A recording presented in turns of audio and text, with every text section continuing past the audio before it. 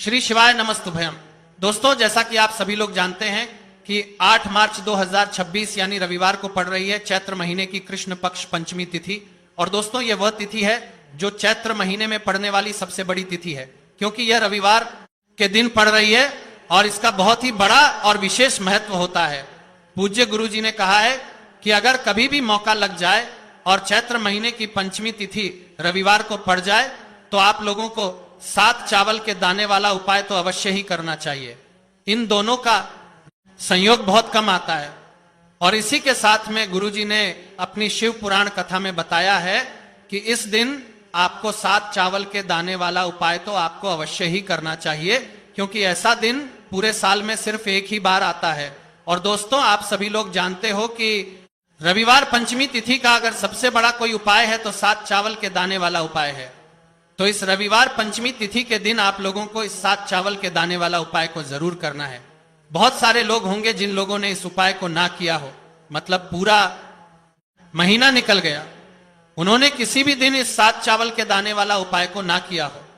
पर दोस्तों, आपके पास एक आखिरी मौका बचा हुआ है जो कि 8 मार्च के दिन है। तो इस दिन आप लोगों को इस वाले उपाय को जरूर कर लेना है। भले ही आपने पूरे महीने भर इस उपाय को ना किया हो, पर अगर आपने इस चैत्र महीने के रविवार पंचमी तिथि के दिन अगर इस वाले उपाय को कर लिया तो आपको इस उपाय को करने का वह फल मिलेगा जिसकी आपने कभी कल्पना भी नहीं करी होगी। इसीलिए आप लोग इस वाले उपाय को एक बार जरूर कर लेना है, ताकि आप लोगों के हाथ से यह मौका ना जा सकता है, ना सके, और आपको इस उपाय को करने का फल मिल सके। दोस्तों, यह उपाय पंडित जी ने अपनी अभी की ही श्री शिव महापुराण की कथा में बताया है, जिस उपाय को आज हम आपको बहुत अच्छे से समझाने वाले हैं। इस वीडियो को देखने के बाद इस उपाय को के लिए आपको कोई और वीडियो को देखने की जरूरत नहीं पड़ेगी। तो चलिए दोस्तों, उपाय को शुरू करते हैं। देखिए, यह इस चैत्र महीने के रविवार पंचमी तिथि के दिन यह इतना खास होता है, इतना महत्वपूर्ण होता है। देखा गया है कभी बड़े बड़े पूजा पाठ अनुष्ठान से जो मनोकामना पूर्ण नहीं होते, वह चैत्र महीने के रविवार पंचमी तिथि के दिन एक छोटे से उपाय करने से ही आपकी मनोकामना हो जाती है। और बहुत सारे लोगों ने इस उपाय को किया भी है और उनको इस उपाय को करने का फल भी जरूर मिला है। अगर आप लोग भी इस उपाय को करना चाहते हैं तो आप इस उपाय को पहले अच्छे से समझ लेना, सुन लेना, उसके बाद करना। आपको इस उपाय का फल जरूर मिलेगा और इस उपाय को कर लेने से आपके घर में चाहे किसी भी प्रकार की दोहक और समस्या क्यों ना चल रही हो, आपको उसका कारण भी नहीं पता है कि भाई यह समस्या किस कारण से चल रही है। कुछ भी कारण हो सकता है, जैसे पितृदोष हो सकता है या किसी भी तरह का मंगल दोष भी हो सकता है। तो इस दिन आप लोगों को यह वाला उपाय कर लेना है।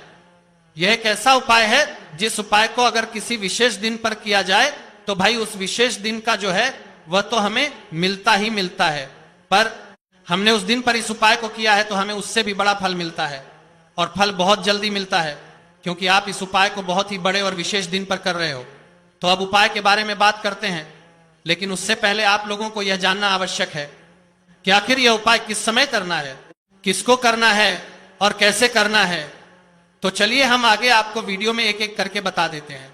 लेकिन उससे पहले अगर आप लोग हमारे चैनल पर पहली बार आए हैं या फिर मेरी आवाज आज पहली बार सुन रहे हैं तो हमारे चैनल सब्सक्राइब जरूर कर लेना और इस वीडियो को लाइक करके कमेंट बॉक्स में श्री शिवाय नमस्तुभयम ओम नमः शिवाय जरूर टाइप कर दें। तो दोस्तों, इस 7 चावल के दाने वाला उपाय को हमें इस रविवार पंचमी तिथि के दिन कैसे करना है, किसको करना है, किस समय करना है और कहां पर करना है, ये सारे सवालों के जवाब आपको इस वीडियो में मिल जाएंगे। और जो ये वीडियो देखेगा भाई, उसको 7 चावल के दाने वाला उपाय जरूर करना चाहिए, क्योंकि इस दिन एक चावल के दाने का भी बहुत ही बड़ा और विशेष महत्व होता है। और जब बात आ जाए 7 चावल के दाने वाला उपाय की, तो यह सोने पर सुहागा वाली बात हो जाती है और यह एक बहुत ही बड़ा उपाय हो जाता है इस रविवार पंचमी तिथि का। तो अब दोस्तों, इस 7 चावल के दाने वाला उपाय को आखिर करना किसको है, सबसे पहले हम लोग वह बात जान लेते हैं। तो देखो, घर की जो बड़ी माताएं बहनें होती हैं, उन माताओं बहनों में से कोई भी एक बड़ी माता बहन इस वाले उपाय को कर सकती है। और दोस्तों, अगर आप चाहे तो अपने घर में से सभी सदस्यों को भी इस उपाय को सकते हैं। अगर किसी व्यक्ति की खुद की कोई मनोकामना है, खुद की कोई दुख और परेशानी है जो कि वह अपने लिए ही करना चाहता है, इस वाले उपाय को तो वह खुद अपने लिए भी कर सकता है। बाकी अगर कोई घर में से ऐसा है जो कि अपने पूरे घर परिवार की सुख और शांति के लिए यह वाला उपाय करना चाहता है, तो भाई वह भी करने चाहता है, सकता है, उसमें भी कोई दिक्कत वाली बात नहीं है। कहने का मतलब यह है कि इस उपाय को हर एक सदस्य भी कर सकता है और पूरे घर परिवार के लिए घर की बड़ी माताओं बहनों में से कोई एक माता बहन भी कर सकती है। माताएं बहनें अगर घर में उपस्थित ना हो या वह यह वाला उपाय ना कर पा रही हो, तो फिर घर का कोई बड़ा सदस्य भी इस 7 चावल के दाने वाला उपाय को कर सकता है, चाहे फिर वह पुरुष ही क्यों ना हो, उसमें कोई भी दिक्कत वाली बलकर नहीं देगा। बात नहीं है। अब दोस्तों जो अगला प्रश्न निकल कर आता है वो ये आता है इस उपाय को लेकर के, आखिर इस उपाय को हमें किस समय करना है, सुबह के समय करना है कि शाम के समय करना है? तो देखो, इस वाले उपाय को आप लोग सुबह के समय भी कर सकते हो और शाम के समय प्रदोष काल में भी कर सकते हो। अब अगर आप पूछो कि भाई साहब सबसे उत्तम समय कौन सा रहेगा इस 7 चावल के दाने वाला उपाय को करने का, तो हम आपसे बस यही कहेंगे कि इस उपाय को आप सुबह के समय करेंगे तो ज्यादा बेहतर होगा। बाकी अगर प्रदोष काल शाम के समय भी करेंगे तो भी अच्छा होगा, उसमें कोई भी दिक्कत बात नहीं है।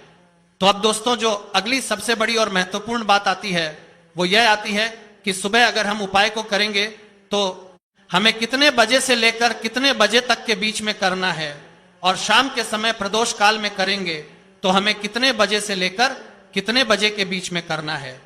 तो देखो, सुबह जितनी जल्दी हो सके आप उपाय को करने की कोशिश करना।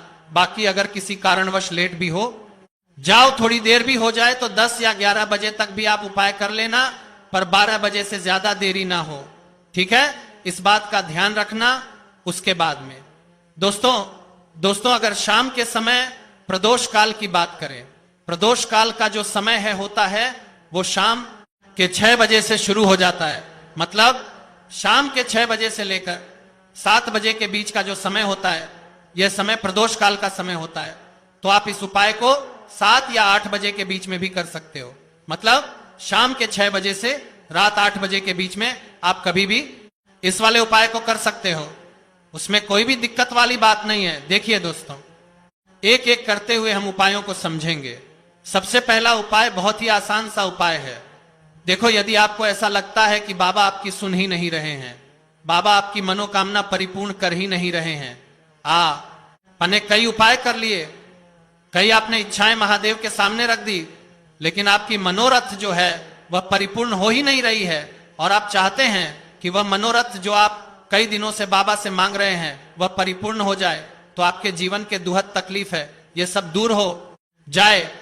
देखिए, हो सकता है आपके घर में कोई कोर्ट केस चल रहा है या आपके घर में बहुत ज्यादा लड़ाई झगड़े चलते हैं, तो आपके घर में अगर शांति नहीं है, आपके घर में धन की कमी है, धन की वजह से आपके घर में बहुत ज्यादा लड़ाई झगड़े चल रहे हैं, तो आपकी तकलीफ दूर होने वाली है। स्वयं नंदी जी वाला ये विशेष उपाय है। नंदी जी के कान में कुछ बोलना है, नंदी जी के कान में इस प्रकार से बोलना है और आपकी मनोकामना परिपूर्ण हो जाएगी। देखो क्या क्या चीजें को लेनी है, पहले ये समझ लीजिए। आपको लेना होगा एक बेलपत्र, बेलपत्र 3 पत्ती होनी चाहिए, कहीं से भी खंडित नहीं होना चाहिए, ठीक है?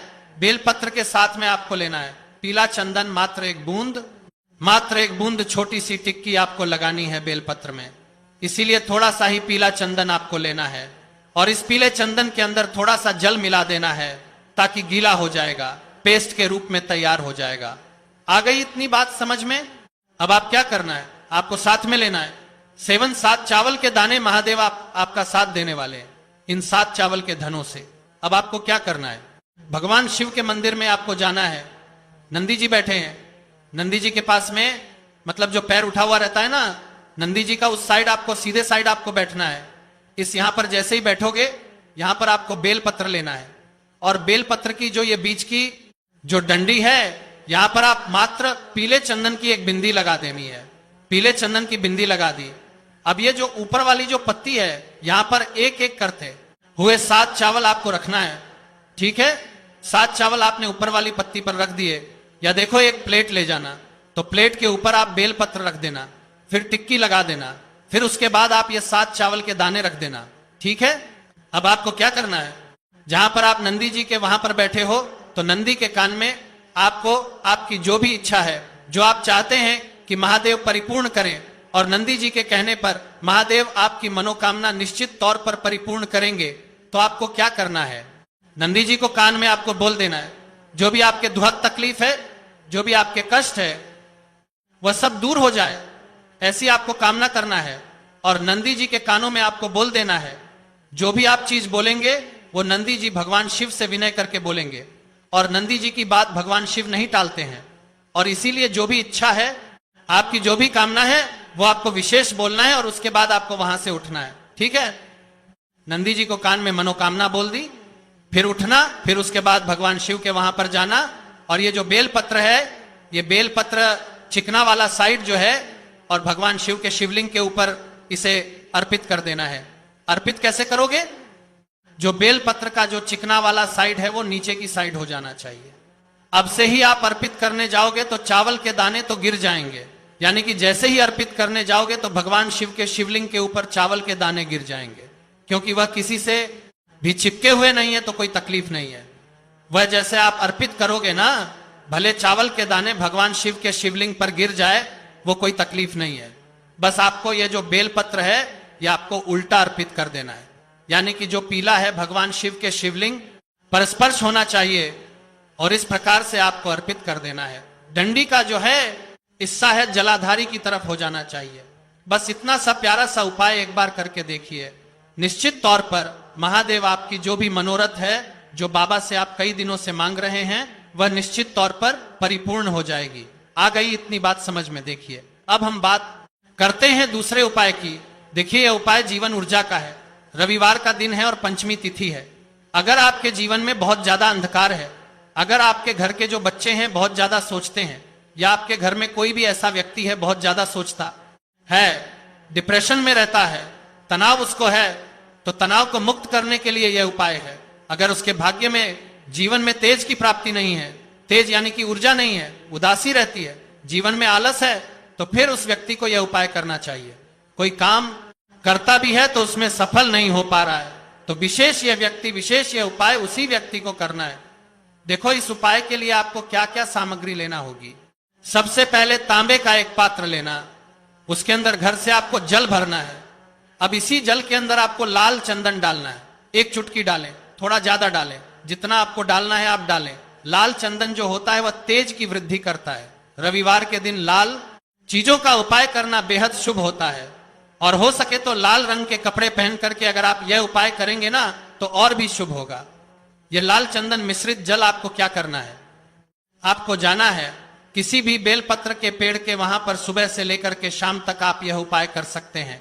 कल रविवार की पंचमी तिथि पर सुबह से लेकर के शाम तक आप बेलपत्र के पेड़ के वहां पर जाना, उत्तर मुखी होकर आपके जीवन के अंधकार दूर हो। जो भी आप स्मरण करेंगे, आप लेट उठते हैं, आपसे कोई कार्य बनता नहीं है, आपके जीवन में रोग बहुत ज्यादा है, तो भी आप ये उपाय करेंगे, तो आपको उसका स्मरण करना है कि यह समस्या मेरी महादेव आपको दूर करना है। ऐसी कामना करते हुए आपको ये जो जल है, श्री शिवाय नमस्तुभ्यम का स्मरण करते हुए, ये पूरा जल आपको बेलपत्र के पेड़ की जड़ में आपको अर्पित कर देना है। बहुत ही आसान उपाय है और यह उपाय हर कोई कर सकता है, तो यह मौका आपको गंवाना बिल्कुल भी नहीं है। यह हो गया दूसरा उपाय। अब हम बात करते हैं अंतिम उपाय की, तीसरे उपाय की। देखो, यह उपाय बहुत ज्यादा खास है। शिवलिंग पर चढ़ा जल 3 जगह आपको लगाना है, आपके शरीर में, और आपकी बीमारी दूर हो जाएगी। देखो, अगर आपको कोई बीमारी हो गई है और बार बार आप डॉक्टर को दिखा रहे हैं, डॉक्टर ने बोला 5-10 दिन अगर आराम नहीं होगा तो आप एडमिट हो, या आपके शरीर में कोई रोग है जो कई दिनों से है और आपकी बातें नहीं गई, चाहते हैं कि वह रोग आपका दूर हो जाए, तो यह रोग आपका निश्चित तौर पर दूर होगा। बहुत ही आसान सा उपाय है। घर का कोई भी व्यक्ति यह उपाय करवाते हैं सकता है, यह रोगी व्यक्ति भी यह उपाय कर सकता है। मात्र तांबे के पात्र के अंदर एक लोटा जल लेना है, और आपको आज के दिन यानी कि रविवार की पंचमी तिथि के दिन आपको जाना है भगवान शिव के मंदिर में। और अब आपको क्या करना है, इस उपाय को समझना। एक लोटा जल है, अब आपको भगवान शिव के शिवलिंग पर सबसे पहले गणेश जी के स्थान पर, कार्तिकेय जी के स्थान पर, मां माता अशोक सुंदरी वाले स्थान पर, पार्वती माता के हस्त कमल पर, फिर भगवान शिव के शिवलिंग पर आपको अर्पित कर देना है। जैसे ही जल जलाधारी के वहां पर आएगा ना, वो जल आपको झेल लेना है। ठीक है, जल झेल लिया आपने, अब आपको क्या करना है, महादेव से प्रार्थना करना है कि यह बीमारी दूर करने के लिए मैं मेरे घर पर लेकर के जा रहा हूं। इस व्यक्ति को, यह व्यक्ति जो है, यह बीमार है, इसकी जो परेशानी है यह आपको दूर करनी है। ऐसी कामना करते हुए आपको घर पर लेकर के आ जाना है। जो भी व्यक्ति बीमार है वो खुद स्वयं उस जल को छुए और उसे 3 जगह लगाना है। एक सबसे पहला नाभि पर लगाना है, शिवलिंग पर जड़ जल। फिर दूसरा जो है मस्तक, सिर पर, जहां पर हम तिलक करते हैं ना, बीचों बीच में, यहां पर आपको जल लगाना है। और तीसरा जो है सिर पर आपको जल लगाना है।